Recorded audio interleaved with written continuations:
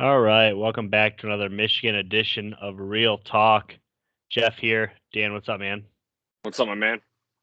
Oh, nothing. Another day, another week. Lots of Michigan to go over today. We're gonna, just like we did last week, we're gonna touch briefly on hoops until we start talking exclusively about hoops here in a couple of weeks. We have a recap of the Penn State game. We have some mailbag questions. We have Michigan, Maryland preview. We have Ohio State, Michigan State. We're action packed. I'm ready to get started if you are. Absolutely. Let's talk hoops first. Not going to spend a ton of time on this. It's super early in the season, and football is the main priority of this pod as of right now. But let's talk about Michigan. So, number 6 Michigan beats Prairie View 77-49, and in the early week rankings, they get moved up to number 4.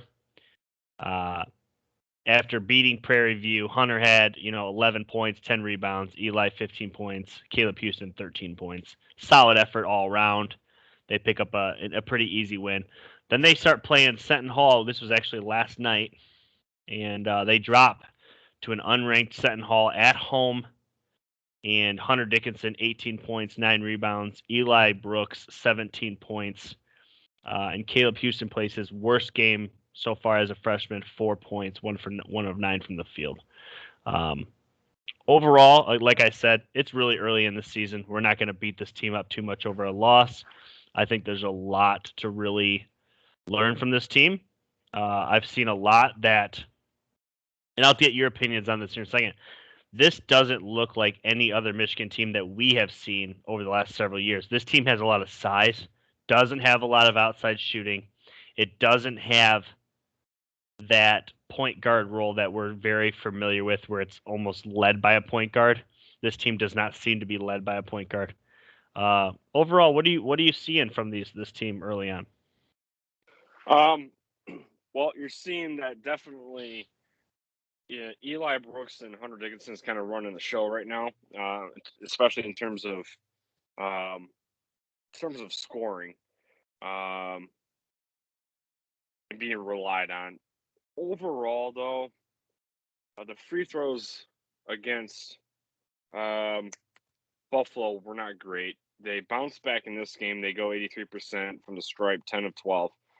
So they improved from there to this, to this game, whatever. But they're still looking for that third score. No one really consistently has stepped up to that role. Uh, DeMonte Jones, who is our PG1 or point guard, we talked about it last week. Is there's not really a separation from him amongst the others, and generally since John Beeline, we've always had that solid point guard that you can rely on in the tournament. You alluded to last week. I think Eli Brooks is a solid 2. I know he does run the floor at times, which is fine. I personally just don't like him full time at the point guard. I think he's a better scorer at the 2, and if they have him at the 3 occasionally, but I really want to see Brandon John step up. I think he was our more of last week. I could be wrong. Need It to see was. Brandon John step up more. This is his time to shine, and we also think that Terrence Williams is going to be a solid contributor. Not necessarily to have like a bad game. He did hit a couple threes, but again, they don't have any sniper behind the arc. And with John Beeline, that was our MO. So if we go through the whole season and we don't really shoot the 3, but can make it when we need to, I'm fine with that. But if we can't put teams away, man, we got to learn how to hit that 3-point ball. But again, it's early in the season. This isn't football where every game matters. Granted, every game matters in a sense, but you can be on a skid and bounce back, especially in the pros and MLB and hockey and everything. But with college basketball, man, it's super early, and even with John Beeline's teams, uh, there's times where they struggled in a certain point of the season, and then they've made a huge deep run in the tournament. So obviously, 2-1 right now. Got plenty of time to wrinkle out the problems here. Obviously, like I said, Caleb Houston, 1 of 9. We need more of him for sure. And with this, I'll pass it back to you, man. They just gotta look for that third contributor. Yeah, that third contributor is definitely the point of emphasis. If I'm Juwan Howard. Speaking of Juwan Howard, shame on me. Huge news. The Wednesday morning, yesterday morning, Tuesday morning. It would have been Tuesday morning. Before the game, he signed a 5-year extension. Talk about a way to get hype right before a big tip-off game. But Juwan Howard, 5 years extended into Michigan. I think that is huge. I've said a couple different times, everybody that's already tying his name to NBA jobs, I'm like, it's kind of silly because he's recruited both of his sons. And his first son, you could argue is a project there. This is his second year there, and he does not play a lot. So I would assume that Juwan's there for the long haul, and obviously signing a 5-year extension, and he seems like he's a Michigan dude, that this is his job. Taking it back to basketball here. Yeah, I thought Hunter has been like the one piece that we knew was going to be great this year and has been. Eli Brooks, another piece that we knew was going to be great this year and has been.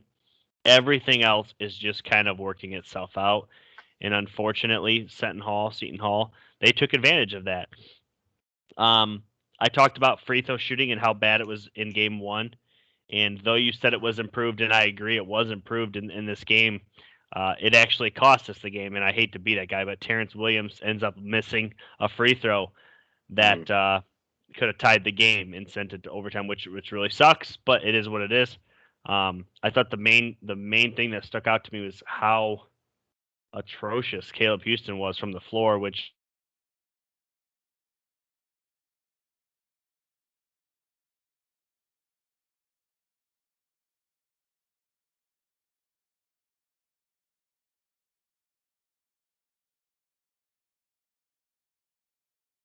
everybody else is kind of falling in line. We haven't got a whole lot of Deontay Jones, who lit it up at Coastal Carolina. I assumed that he would take over in roles and just score when needed, kind of like Mike Smith was doing last year in the offense. Mike Smith was so good at picking his spots. Devontae Jones, for whatever reason, hasn't found that time to do that, and maybe he will. Overall, it showed. Moving on from hoops, what did you like? What did you dislike? What did you want more of? Let's start with like. For me, it's been the one consistent of the 3 games. Hunter Dickinson. We knew it was going to be great. He's been good. Him and Eli both. What'd you like? I think it's going to be, for me, Eli Brooks. Second to second score that they can rely on. And when Jones hasn't been able to run the floor, I mean, Eli has been relied on. Again, I just said that I'd rather him be at the 2 guard, but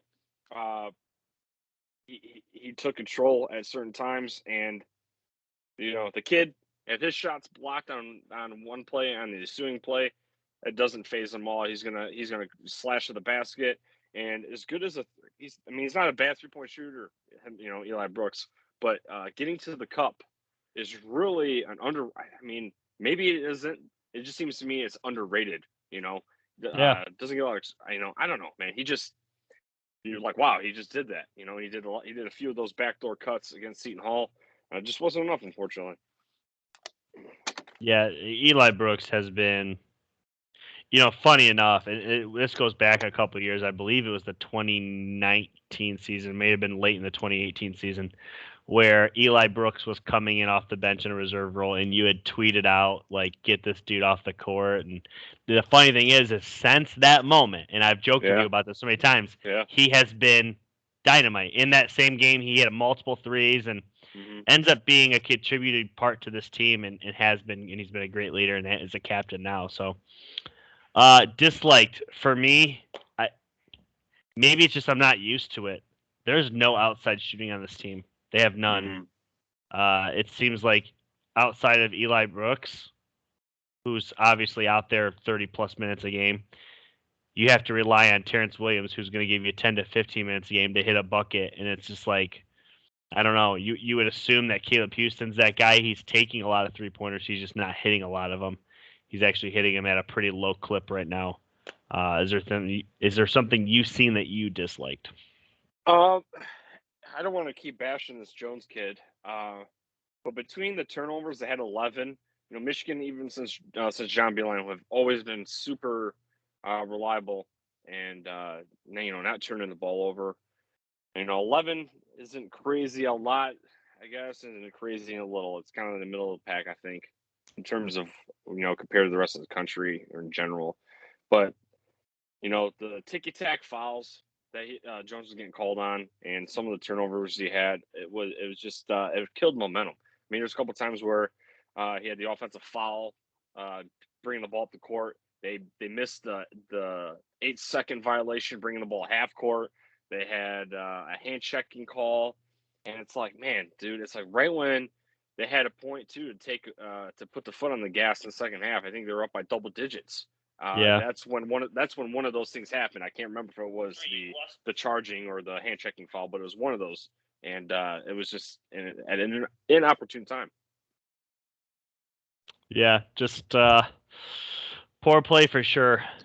Something I need to see more of, and it's not that I've seen it per se, but I just need to see more out of Caleb Houston and Diabate. I think that those two guys were brought in to be absolute difference makers. They're both highly recruited young freshmen, and personally, I think if these two start to sprout, Michigan will be really good and really hard to beat. I mean, we have a ton of size. We have a lot of athletic ability. The outside shooting, I think, will probably sort itself out, or maybe that's just not what we are. Maybe we're just gonna beat teams up down low. But it starts with these younger kids, and we need to get them going. I need to see more out of them. For me, what I want to see more of is Diabate for sure. Since we've had a resurgence in the program, every one of our bigs has never been really much of a shot blocker. Mitch McGarry was more of a pick and roll center. Wagner was more of that stretch where he can hit the three, and with John Teskey, obviously is more a bit more big body down low, getting the boards. And with Diabate, man, if we can get a shot blocker, man, I think whether he comes off the bench or if he eventually down the road becomes one of our starters, I think he's going to be huge. And, Hunter Dickinson got 2 blocks this game and Diabate got 1. I mean, so I'm not saying Dickinson can't do it, but with Diabate, man, like that size and that length, we haven't had that kind of a presence in a long time. And if, February or, January, February, when we start getting into the Big Ten, hopefully he gets more than 11 minutes. Yeah, I definitely thought that his usage is really low, and it might simply be the fact that he's so talented that Howard has to get him out there, but he's just not ready. You know what I mean? Might be one of those things. Like this dude has too much ability to not play him, but at the same time he's a liability because he doesn't seem to be much of a scoring threat right now. You know what I mean? And he definitely seems like he's just under the basket, super athletic. Oh, absolutely. And the cool thing about this team, or a really good bright side, is while we're right here trying to pick and predict on who's going to be the emerging star next, it could be anybody because we're so deep and with raw talent. Michigan has never. I mean, there's been times we've been deep, and there's times that we haven't been deep. This is a year that we could possibly like the deepest we've ever been because there's so many I mean, we got 2 or 3 McDonald's All-Americans on this team right now. Yeah, I mean, it could be anybody, and that's the good news because if someone gets hurt, God forbid, you can rely on someone else. Yeah, and not every single time. I think a lot of times we get pretty wrapped up in the success that we have had. Have we had the national championships? No, but we've had tournament success. We've had Big Ten success.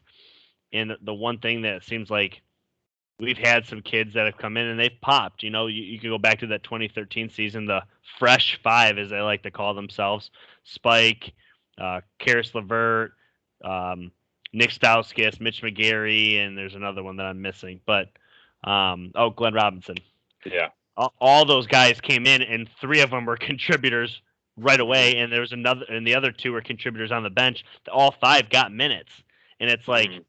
Holy hell, we weren't used to that. Now it's like, gosh, we have all this talent, but they're not even seeing time on the floor because we're deeper now, and maybe you're raw talent, but we have other guys that can contribute. So something to look out for. Michigan's definitely they're far from over, and in my opinion, right now they just need to figure some things out because come Big Ten play, it's going to get tougher. And if they're a threat this year, they're going to be really good down the stretch.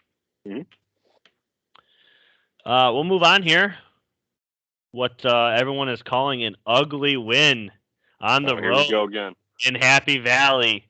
Number 6 Michigan goes in to State College and beats Penn State 21-17.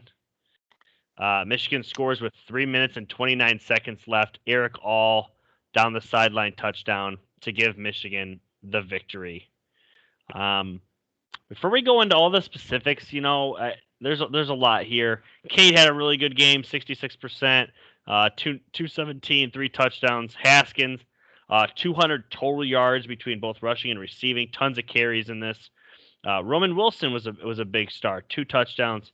Eric All, like I said, the game-winning touchdown, and Aiden and Ajabo combined for 5 sacks. The stat lines are great. They only put up 21 points and almost, in quotations, almost lost the game late in this game. A lot of people being critical. I'll let you start. I have a lot to say in this game. I feel like I probably won't even say it all. But I'll let you start here. What did you think about Michigan's ugly win on the road? Well, I've said it before, man. It was. I said it at I think after Nebraska. This is a damned if you do, damned if they don't type of game for Michigan, man. Michigan loses this game. It's obviously the same narrative with Jimmy can't hit the road games. Penn State going in 6-3. This team was ranked in the top 5 a couple weeks ago. I know they're on a skid, and we continued that losing streak for them. But Happy Valley is one of the most hostile environments in the country, man. Those fans, they get loud. They absolutely get loud. And Michigan teams in the past, especially in the Jim Harbaugh era, we've talked about it all season. This is a game that they could easily lost. Now, beginning of the season, when we were going through the schedule, Nebraska, Wisconsin, Michigan State, Penn State, neither of us were going to be like, man, they're only going to drop that one in East Lansing. They're going to win the other 3. Never. We would have thought that. We would have thought they'd lose it in the 2 at least. Matter of fact, I did predict preseason. I predicted the Penn State game as a loss. Right, and I mean, if I did, I wouldn't be shocked. If I didn't, I wouldn't be shocked either. I felt like this is, again, we've said before too, Penn State, Michigan likes to trade blows. I mean, Michigan's not really ever had a strong grasp on this series as of late, especially since James Franklin's been there. But I'll push this forward. Cade McNamara, all the criticism he's had, he plays the whole game. We don't see an ounce of J.J. McCarthy. I love that. Guess what happens? Cade McNamara throws 3 touchdowns. They get in the red zone. They score every time. And he threw it to Roman Wilson were in narrow windows, especially the one where they were in close. And I think it was the second touchdown he threw to him. I mean, that was right where the ball's got to be. Eric All, playing on a bum ankle, wins the game at the end. And I know I'm kind of jumping around here, but, Hassan Haskins, again, you said, did it all, man. On the ground, in the receiving game. And it sucks not having Blake Corum there, but Hassan Haskins is an absolute tank. There's a 4th and 2 or 3rd and 2. He stretched the ball over the line to get the first down. Dude just plays his ass off. And just getting contributions all over the defense. Obviously, the big standouts on defense is Ajabo and Aiden Hutchinson. 7 combined sacks. They violated that pocket on Penn State so bad that Sean Clifford, I think by the second quarter, probably had bruised ribs, a bruised brain, a bruised cheekbone. I mean, the guy was getting his ass kicked. And, Sean Clifford's a tough dude. I give him props all the time. And in that first drive, he was shown why he's a Wolverine killer, man. He was moving the chains with his feet. They were converting on fourth down, and by the second half, even though they took the lead late and he was still stringing timely plays together, they made him pay every single time. One thing I'll say this before I hand it off. The bend but don't break defense. Now, Penn State at the end of the game there, especially, was kind of moving the ball. DJ Turner got beat on a couple plays, but he had good coverage. What I don't want to overlook Maryland, but what makes me nervous against the Ohio State team is we get a lot of underneath stuff. And but when we got to that red zone, we tightened up. We forced them to field goals, or James Franklin being a dumbass and trying to fake it. But they did what they had to do. I don't want to get too farther into my like, dislike, and more because I'll spoil it now. But that's all I really got to say, man. But it is what it is, man. But off to you. Yeah, so I'll start with this. I have come to appreciate winning ugly.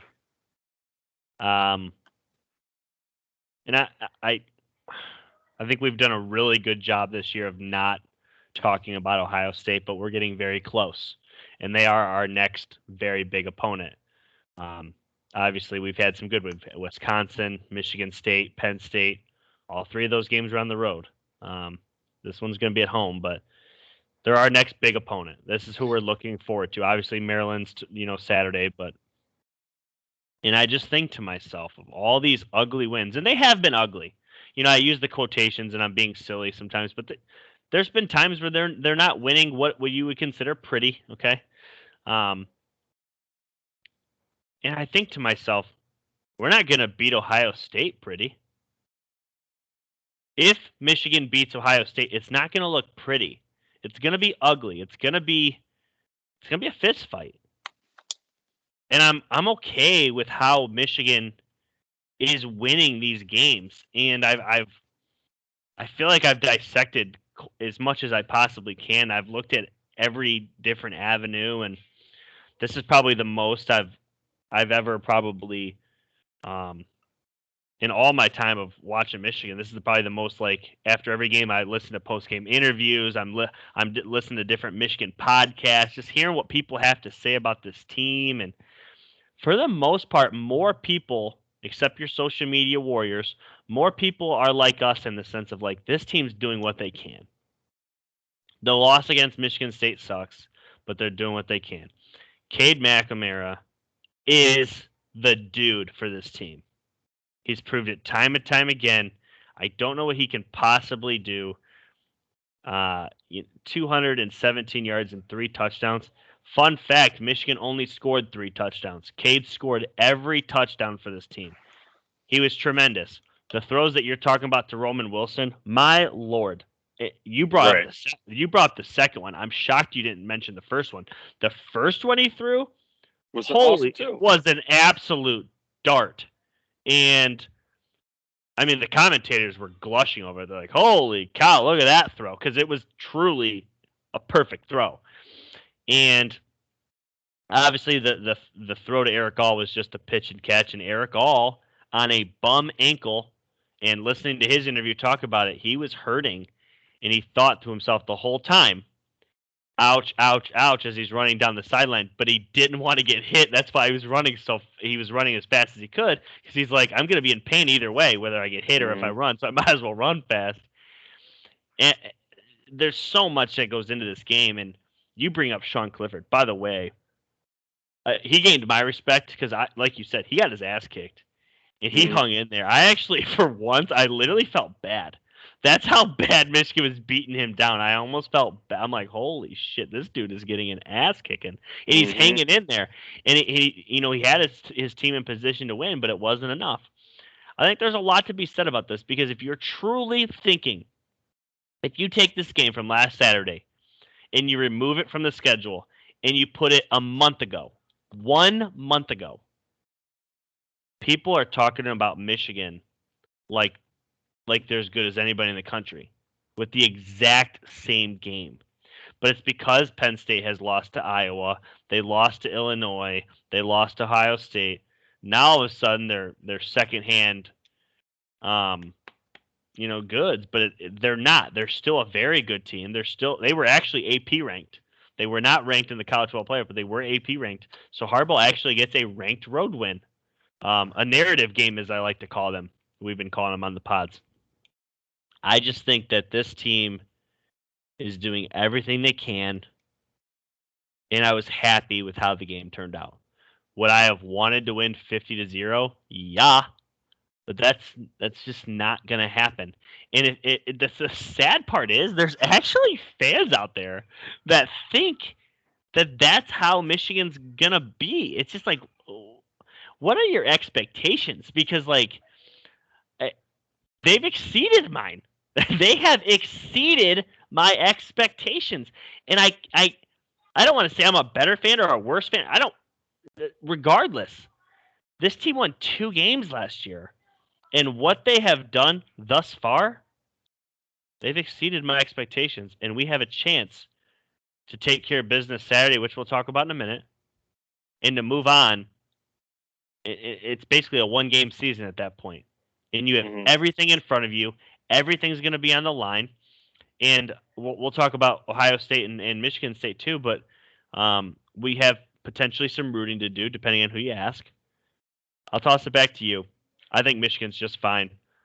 I told you everything I wanted to say about Penn State. I'm happy with the win. We're moving on. Yeah, absolutely. I'll say this too real quick. I was kind of getting in a Twitter beef with my cousin during the game, and my cousin is, him and I are both Michigan and Raiders fans, and you don't have to be a rocket science to realize that Michigan and both our his and I Raiders teams, they let us down often. Yeah. And so what he'll do is he'll tweet, or he'll be like he'll root a little bit for like Derek Carr or Michigan and just in general, and then just when one bad play happens, it's just like burn the city down, And I'm trying to reason with the guy, and just dogging on K, dogging on this, dogging on that. It's like, man, he's like, we're not going to beat Ohio State playing this way. I'm like, listen, man. He's like, we're not going to beat them when we're scoring 17 points, whatever, in the third quarter, blah, blah. I'm like, but the way Michigan and Ohio State play are just so vastly different. I mean, it goes all the way down to Lloyd Carr and Jim Tressel. Jim Tressel, with Ohio State's offense, he's got 3 wide receivers that are all at 4.3, 4.4 speed. They're going to spread you out. They run that offense, and Michigan is not power eye, but single back. We're going to run between the tackles, and we're going to have a couple possession receivers that can go out and get the ball. And then Michigan's always had that one trickster in the hopper. The Steve Bressons, the Antonio Bass. So with Michigan, man, we're going to grind you out. It's no secret. We're in November. We know the formula that Michigan's going to run with. We're going to pound you with the rock. If we have to, we can throw it on you. It's been proven all season. Okay? And, I mean, it is what it is. Like I said before, if Michigan goes triple option and we run an offense like Army or Navy tomorrow or next season, as long as we're winning, I don't give a shit. Okay? Win, get the W, okay? Ugly win, whatever. Again, damned if you do, damned if they don't. Luckily, Michigan got this W. There's some hope, back in our lungs as we go into Maryland. All I got to say is, what more do you want to see? They're getting the dubs. Sure, Michigan State lost. That's 2 weeks ago. Get the hell over it, okay? We got Ohio State in the rearview mirror, and we got Maryland in front of us. We got a mighty task Thanksgiving weekend, but what we talked about in the beginning of the season with Indiana beating us last year, and hell, when Illinois beat Ohio State in 2007, it's got to happen sooner rather than later. It's going to happen sooner rather than later, man. One of these days, the tide will change, at least for a weekend. And that's all you can hope for. Yeah. One more thing before we move on to Maryland. I just think if I would have told you before the season started, hey, we're gonna beat Washington, we're gonna go into Camp Randall, and we're gonna win. Actually, Convincingly. convincing. I would say convincingly. We're gonna go into State College, Happy Valley, and we're gonna beat them. We're gonna go into Lincoln, where we haven't had a ton of success, and we're gonna beat them. Okay. Your first response to me would not be, well, did we go to East Lansing and win? You'd be like, wow, okay, let's go. What else we got? You know what I Right. mean? And I feel like everybody else is just like, well, we didn't do this, so season over. Okay, if the season's over for you, have a good one. We'll see you back next August. Season's not over. There's still so much to be played. And I mean, there's a lot of conversation left, but there's even if you lose to Ohio State, there's still a probably a New Year's Six bowl on the line against a really good team, potentially a Rose Bowl bid. We'll see. Again, there's a lot to talk about here. Let's go ahead and get into Maryland because I feel like we could stray off here. All right, Maryland, 5-5 Oh, on the year. oh. Go ahead. Go ahead. Like didn't like more of. What's that? Like didn't like more of.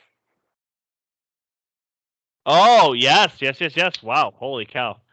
Yes, Penn State. What did you like? Okay.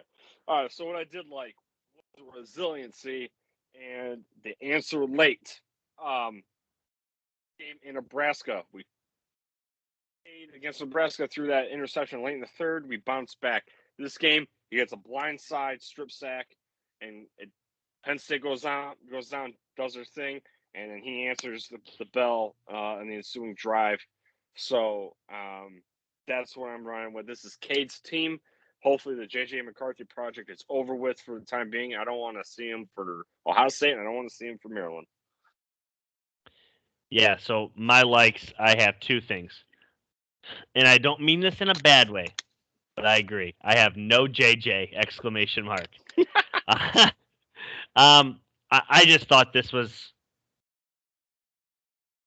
seriously such the perfect Cade performance. And there's so many things that I've heard after this game, where the one thing Hardball told Cade after the strip sack, he looked him dead in the face and said, "You were made for this.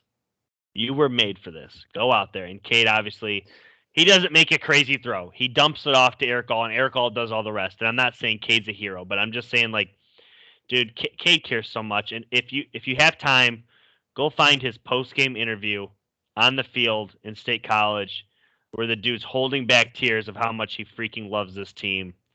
He's a true leader. Everybody loves him, and he loves everybody else. And then my other thing here, because I thought this was the key to the game. 7 sacks. Like Sean Clifford, we already talked about it, verbatim at this point. I felt bad for him. Literally, he had. It seemed like we were playing a little sister of the poor offensive line because they could not contain Aiden, Ajabo, and some other guys got in there too and were making their presence felt. But 7 total team sacks and 5 from our 2 top guys. Just unreal performance. Disliked. I'll start here. Oh boy, the 4th down and 2 call. I'm not sure if you can remember this. I don't have the exact down and distance. I had it written down and lost it. So there was a point in the game where it is clear as day. I've seen the aerial coverage after the fact, all over social media and stuff. And while I was watching, I was disgusted by it, and a lot of people on social media were as well. So Michigan lines up. They are in I for power I. They got the fullback in there. They got Haskins in there. It's 4th down and 2. Okay. They are showing run, and the box is loaded. They do nothing to offset it, and they don't go anywhere. And it's just it made me think, like, that's an interesting call there because for a fact they know it's a run. You're showing power run. They're stacking the box. It seemed like one of those situations where it's like, timeout. This is a bad call. And they ran it, and it didn't work out. And Penn State ended up scoring off that, so the momentum had kind of changed. I just feel like we've had a couple of bad fourth down calls. If you're going to go for it, which I love the aggressiveness, you need to go for it. The analytics are, more and more teams are going for it all over football. You got to be more equipped, This week it seemed like, hey, we took out the mistakes, no JJ in there. Cade wasn't throwing any interceptions, and on fourth down, we just run a bad play. And it's not that I don't believe in Haskins, because literally I would drive in front of a speeding car for that guy. But the call was weird. What did you dislike? All right, so what I disliked was a little piggyback. Our fourth down defense.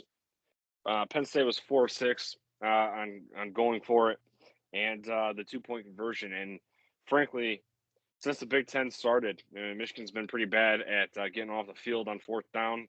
And with Michigan State, I think they got 2-point conversions, or maybe even 3. And then those were on drives where they were just killing the clock. And it's like, get off the effing field, for the love of God. And so that was definitely an irritating part of the game for me. And when they scored with that tight end and they got the 2-pointer, man, I'm like, here we effing go again. But they did it in the end, so that's all that matters. But that's what I didn't like. Yeah. For me, for the more of, it's very simple. And you're going to say more of, we see plenty of these guys. No, we don't. More of Cade, more of Haskins, more of Eric All. More of Cade means no JJ. I need to see Cade as the guy out there battling his heart out, giving this team the best chance to win. I need to see Haskins going pound for pound, the tough son of a gun that he is. And Eric All, who, my goodness, he's been incredible these last couple games that he has played, and obviously the game-winning touchdown was huge too. Those 3 pieces, I think, are just absolutely tremendous.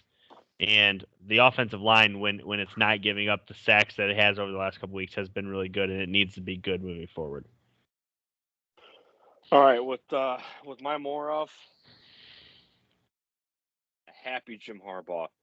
The post game on the field presser or interview rather, Bobby McGrath comes up to him and he's got Eric All hanging on his shoulder, and I kind of got choked up a little bit, man, because whether you love or hate Jim Harbaugh, like if my kid was ever getting recruited and Jim Harbaugh came over, whether my child would ever commit to the program or not, like that dude is like the best father figure you could possibly have. You know what I'm saying? Mm-hmm. And Bobby McGrath is trying to get Jim Harbaugh, and he's like, talk to this guy.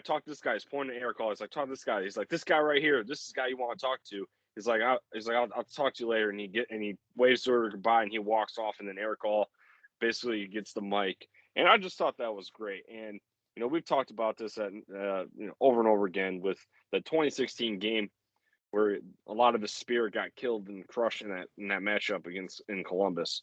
Yeah. And to see a little brief moment right there of that Jim Harbaugh that we saw in the honeymoon stages of this program with him, and that's tenure, it's infectious, and that's why his players love him. And sometimes Jim Harbaugh can be a little infuriating, especially with the play calls.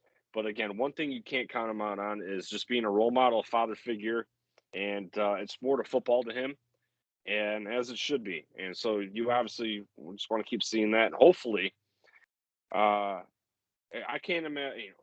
It's again tall task against Ohio State, and we still got Maryland.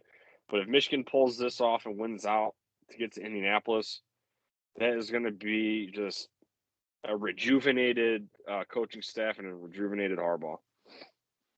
Yeah, he truly deserves to have success this season. Now I'm going to bring this up one more time. I shared this on the Facebook page. I'm sure a lot of people have seen it, but it seems so little, but it seems so cool too. Jim Harbaugh was so intensely focused on the game and in the coaching and stuff that he was standing next to a space heater, and it legitimately caught his leg on fire. His pants, you can find the picture all over online. They had to literally put the fire out on him.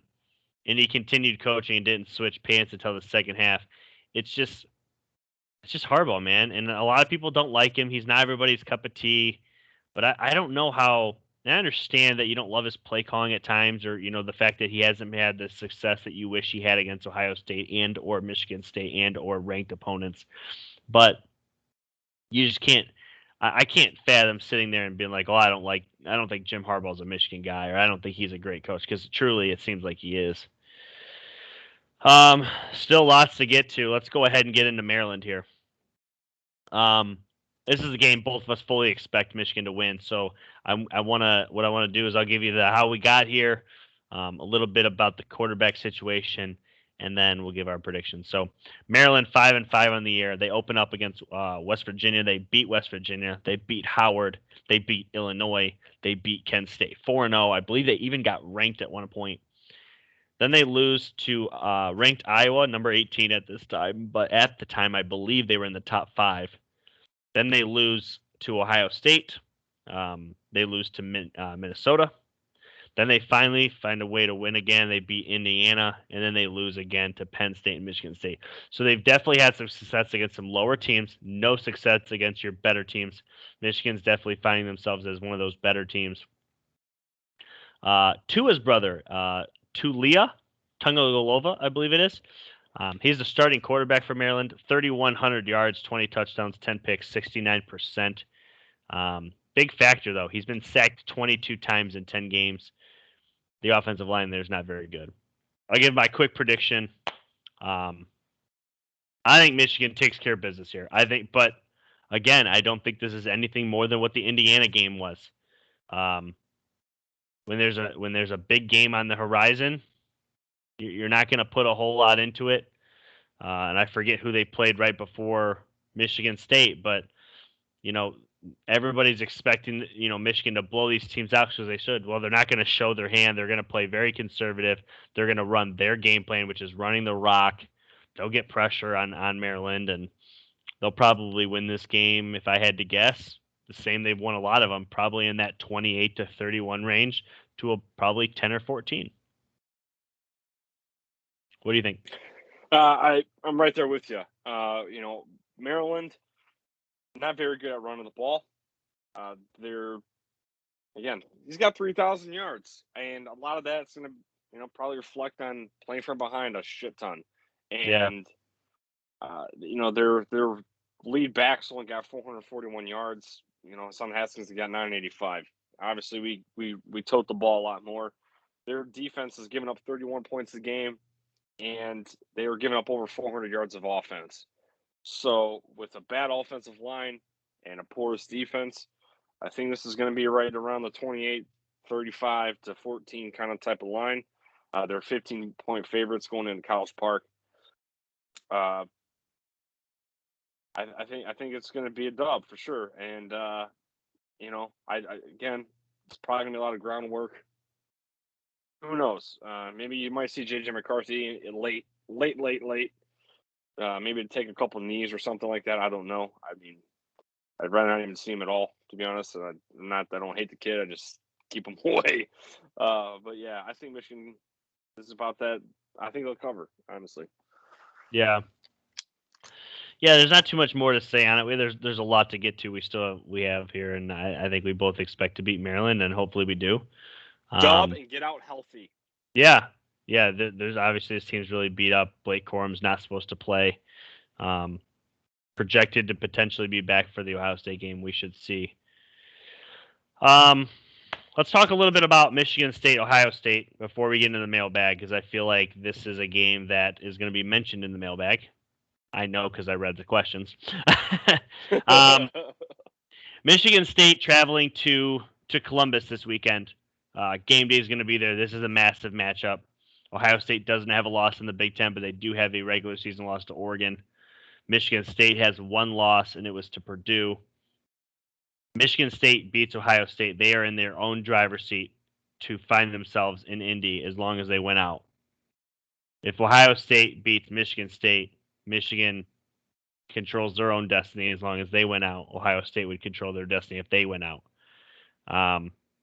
Where do you think this one's going? Do you think it's close? For some reason, I feel like Ohio State absolutely obliterates them. But You it's know hard to what, say. man? What did you say? I said, but it's hard to say. So I'll let you go. Man, I'll say this: Michigan State and Ohio State football. I mean, maybe kind of in hoops too. I mean, maybe not so much because Thad Matta's not their head coach anymore. But this game infuriates me. I cannot stand watching this game. And even though Notre Dame is not in the Big Ten, I hate freaking watching them too. This game is like having two crazy ex-girlfriends, and you got to call one of them, and you got to choose one. It's like, nah, I'd rather drive my car into a river.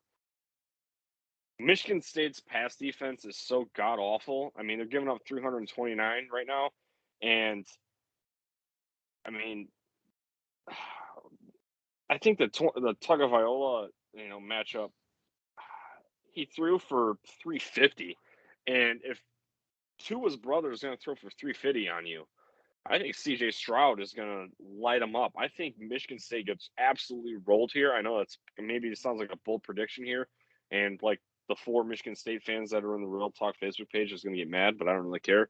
I think Ohio State absolutely steamrolls these guys. I think Michigan is a better matchup for Ohio State in terms of just their overall caliber, and I think if Michigan State's secondary is that bad, who are they going to cover? You cover Garrett Wilson, Olave is open. You cover Olave, you're going to have Najigba open. And you ain't going to be able to do it. And I don't think that Ohio State maybe won't be able to run the ball like crazy effectively because Michigan State's front 7 is pretty solid, but their back end is god awful, like I said. And I think Ohio State wins this by like 3 touchdowns. Yeah, the one thing I will say, and a lot of Michigan State fans are probably like, you guys are just haters because we beat you. But, like, legitimately, Michigan was beating Michigan State 30-14. What do you think Ohio State would do to them? Like that, I can't get that out of my head. Michigan had Michigan's lackluster offense, 30 to yeah, 14. Oh yeah, we're horrible on offense. What's Ohio State going to do then? yeah, and I'm not a huge Peyton Thorne guy. I think he makes a lot of mistakes. That team is really carried by Kenneth Walker, and Ohio State is going to take Kenneth Walker away, and they're going to make Peyton Thorne throw, and I think they're going to embarrass him. I just think that this is a beatdown waiting to happen. If Michigan State pulls this upset, it's crazy. I'm gonna answer the mailbag question when it comes time, so I'm gonna skip over my one of my thoughts for this game. But I feel like we can transition right into mailbag with what we have here. Let me pull it up real quick. I just had it and it went away. So we got a couple of questions here. The first one being, this is actually from you, and I know why you posed the question because this is being talked about. Okay. So should Aiden Hutchinson be in the Heisman conversation?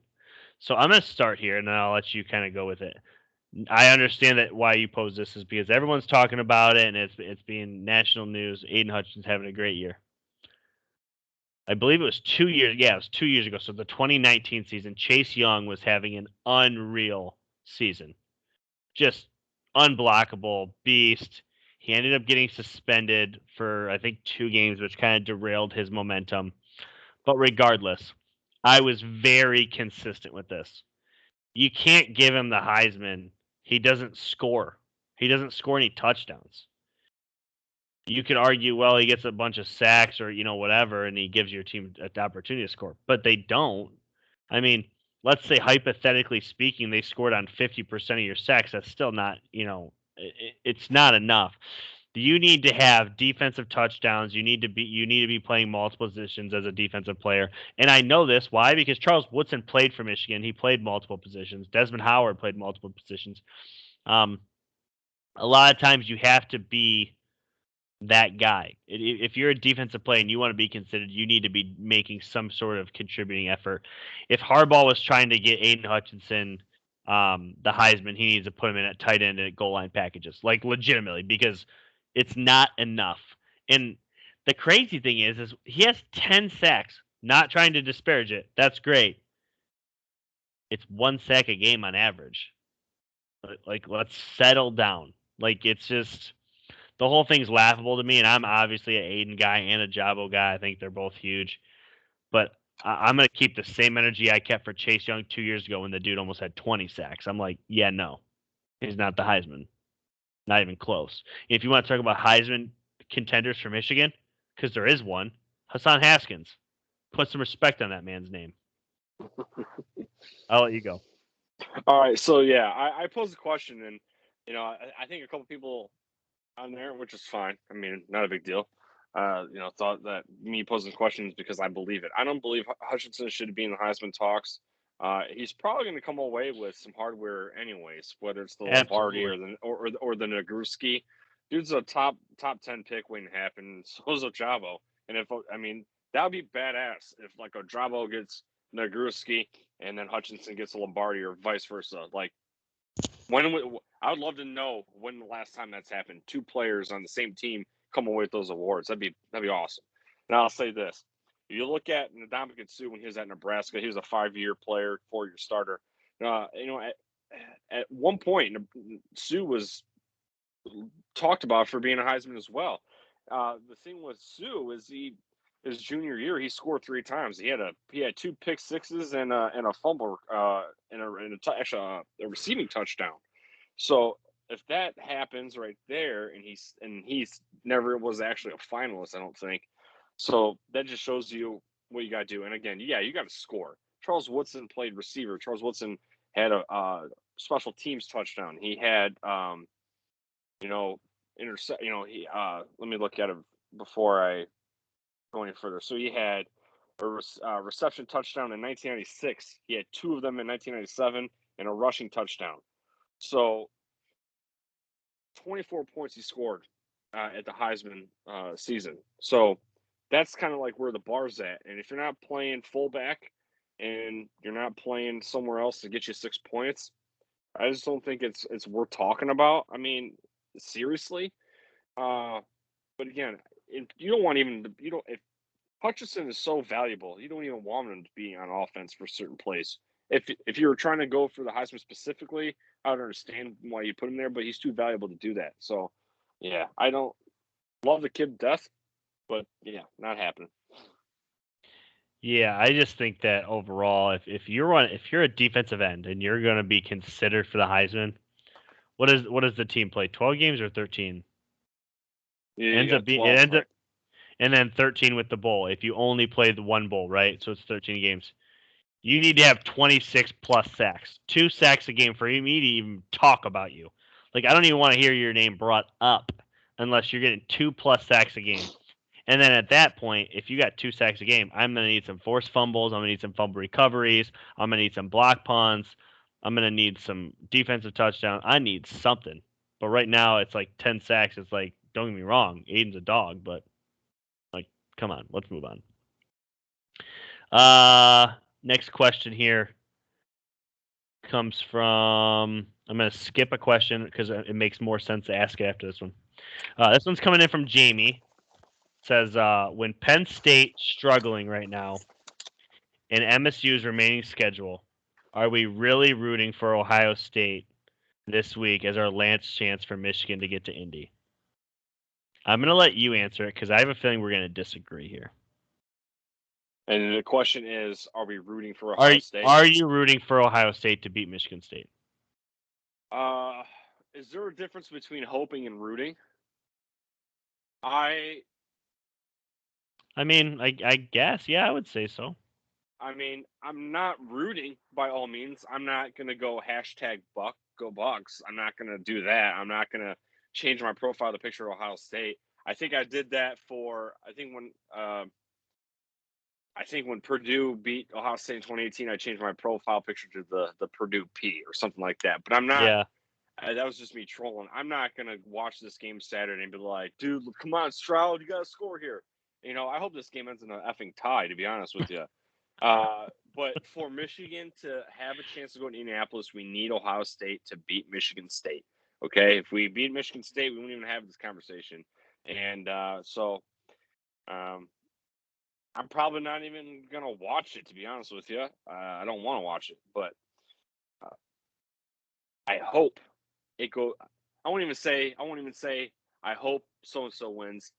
If Ohio State wins, thank you. Yeah, so I actually haven't put a ton of thought into this. I just kind of have an opinion, and it is what it is. So I am very famous for saying this. I don't root for Big Ten. I don't root for the AFC East because I'm a Patriot fan. The whole thing is mumbo jumbo to me. I'm like, I'm sorry. Especially in college. Especially in college. Yeah, like there's all this talk like, well, you root for Big Ten. No, stop. I don't. I root for Michigan, and that's it. And then truly, I root for Michigan and whoever's playing Ohio State. But Michigan State's just as bad. The thing is like Michigan's done what they need to do. They still have another game ahead of them. I want Michigan to do what they need to do to win every game they can from his point forward. Whatever else happens, happens, and I'm gonna be okay with it.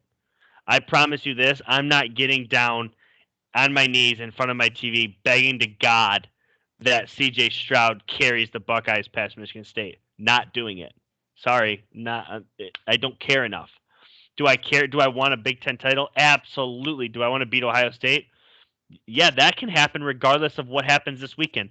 So truly, for me, the rest will take care of itself. If Michigan State had a better season than us and ends up beating Ohio State and doesn't lose next week, it is what it is. At this point, I'm okay with playing for what we need to play for. I don't need to root for anybody, and I don't fault anybody that wants to. If you're like, hey, I want to make sure that Ohio State beats Michigan State, truthfully, I'm not 100% confident we're beating Ohio State. We'll get to that next week, but I would rather Michigan State beat Ohio State, and Ohio State fans can cry about it. Because truthfully, I find more enjoyment in the tears of Buckeye fans than I find in the arrogance of Michigan State fans every 5 years when they have a good season. So, truthfully, it doesn't matter to me. I wish Ohio State lost every single game. So, I'm not going to sit there and root for them. No, I'm going to let Michigan do their thing. However it comes out, and I'll live with the results. And hopefully that means Michigan beating. Yeah, hopefully that means Michigan beats Ohio State. Absolutely. When Michigan State was in the college football playoff, and when they played Alabama and they got their salads tossed, I was rejoicing. Like if Michigan's in the college football playoff this year, God forbid, State fans, I hope Ohio State fans boo us. Like, I don't want any sympathy from you. I think that's such a cop out, and especially with the pros, who gives a shit about your? I mean, when your games on your schedule, who gives a shit? When it comes down to like the Big Ten and the bowl games, it's like when it was like Michigan got beat by Bama, and I think every Big Ten team won their bowl game besides Michigan. And all the Big Ten fans were like, "Look at Michigan over there, not making the Big Ten look good." I'm like, dude, if I was in your shoes, I'd be laughing. I mean, maybe you are laughing, but I'd be laughing my ass off. I'm like, who gives a shit? You lost. Eat shit. I don't care. And here's the thing: people's like, this is a whole nother topic. We could go an hour on this. People think it like makes the Big Ten look good. I'm like, what do you mean it makes the Big Ten look good? If Ohio State goes undefeated, okay, hypothetically speaking, Ohio State goes undefeated, and Michigan has 3 losses, Michigan State has 3 losses, Penn State has 3 or 4 losses, Wisconsin has 5 losses. Nobody's going to give a shit, and they're going to still put Ohio State in. So it doesn't matter. The whole it makes the Big Ten look good. No, it doesn't. You know what makes you look good? Winning your games. Period. Point blank. End of story. We'll back up. We'll rejoice here. So, Tyler Richardson writes in, how much of a threat is Ohio State to the other 3 teams? I think he means the other 3 teams, meaning Georgia, Alabama, and Oregon. Not a threat to Oregon. Oregon already beat your ass. As far as Alabama, I think you're a better team than Alabama this year. Time will tell. Do I think that you guys could move the ball on Georgia's defense? Not quite sure. Georgia's defense is pretty nasty. But you also have to beat Michigan State and Michigan and the Big Ten title game in order to even get there. I think time will tell if this team. If you win out and you're in the college football playoffs, I like your chances as good as anybody's. Yeah, and as they say, it's better to lose early than lose late. And if Ohio State and Oregon played again, I think Ohio State beats them pretty handedly. They could probably beat Alabama, and obviously Georgia is another story. But I don't think Ohio State. I mean, they're going to be not walkovers, but I think realistically you could beat both those two teams in front of you in Georgia. Would be another story. Yeah. Well, that's all I got. We can talk real briefly. Just because I feel like this came up again. I know we talked about this a little bit before we went on air. So right now, the college football playoff has Georgia 1, Alabama 2, Oregon 3, Ohio State 4. Oregon obviously beat Ohio State earlier in the year. On-field matchups would pertain to that. 5 is it Cincinnati? 5 Cincinnati. They're the undefeated right there, smack in the middle. Yeah, and then it's Michigan at 6 and Michigan State at 7. And a lot of people are taking problems with this because it's like, well, Michigan State beat Michigan. Yeah. Okay. And then what did they do the very next week? They lost to an unranked team who was ranked for a cup of coffee, and then Ohio State humbled them. So truly, you lost to an unranked team. And it's just like, well, is that not supposed to matter? Are you just allowed to lose all your games? And the example I brought up last week, and it made sense because it had just happened. So is Jacksonville, the Jacksonville Jaguars, are they just a Super Bowl threat now because they beat the Bills? Like, right. is that where we're at? Like, oh, should we just, you know what? Fuck it. Let's just put Purdue in the top 5. Let's put Purdue as a playoff contender because they beat Michigan State. Sometimes it's not just on the field. And I've been over this so many times, and I kind of hypothetically got into this argument today without it going too far. College football is the only sport in all of America where one loss ends you. Like, why? And 2 losses completely ends you. Don't even think about anything. Don't think about a championship if you lose 2 games. Imagine having to play so perfect that you can't go on the road against arguably your top 1 or 2 rival and lose by 4 when the officiating was proven to be terrible in the game. Yeah, of course the college football committee is going to reward us with being above Michigan State when Michigan State lays an egg the following week and we don't. So I'm sorry, it sucks to suck. I will say this though, and I've defended Michigan State in a way. Take care of business, beat Ohio State, beat Penn State, go win the Big Ten title, and I promise you the college football committee will be like, oh, that's a top 4 team, and put them right in. I promise you that'll happen. Mark my words. Mm-hmm. But until that happens, stop bitching. It all takes care of itself. The college football playoff system, as far as it's 4, has pretty much always worked itself out. Do I think it should be 4? No, that's an argument for another day. But it works itself out. Right, and I'll say this too. I was kind of going back and forth on Twitter with some randos about this. And he's like, "Well, tiebreak. What's the tiebreaker then?" I'm like, "Look, Michigan beat Indiana. Michigan State got routed by Purdue. Okay, one team won, one team lost. That's how rankings work. You're gonna get passed up. Yeah, they have the same record, but again, one team lost, one team won. Now, the consistency of the college football or the college playoff committee, in my opinion, very consistent. They've been from day one. If they're going to use that formula for the Michigan State, I think they should do that with Ohio State, Oregon. If, like I said a few minutes ago, if Ohio State and Oregon played again, Ohio State's winning. Okay, maybe not by a lot, maybe a lot. I don't know, but they win. They're the better football team, but they're giving Oregon the nod here because they have the tie-breaking win. That should apply it from everywhere. But every situation is unique. It's not a perfect system. There'll never be a perfect system, but this is from what a lot of people agree on, it's better than what the BCS was. And just flat out blunt point that you made, don't lose, win, take care of business. Who gives I mean, if we were Michigan State fans, and I wouldn't even lose sleep over being one behind Michigan. Who gives a shit? You have everything in front of you. Win, and you're cool, man. Right? If it was Yeah. coming down to where you had to have a scenario happen, then you'd be sweating a little bit. But again, you have more points than the other team when the clock is 0-0-0. What is there to bitch about? Okay, I mean, this isn't the final standings. We got 2 more games left, and then the conference championship. A lot can happen, man. Yeah, it's truly not worth getting worked up over. Take care of your business, win your games, and I promise you'll be in. That goes for Michigan. That goes for Michigan State. That goes for Ohio State.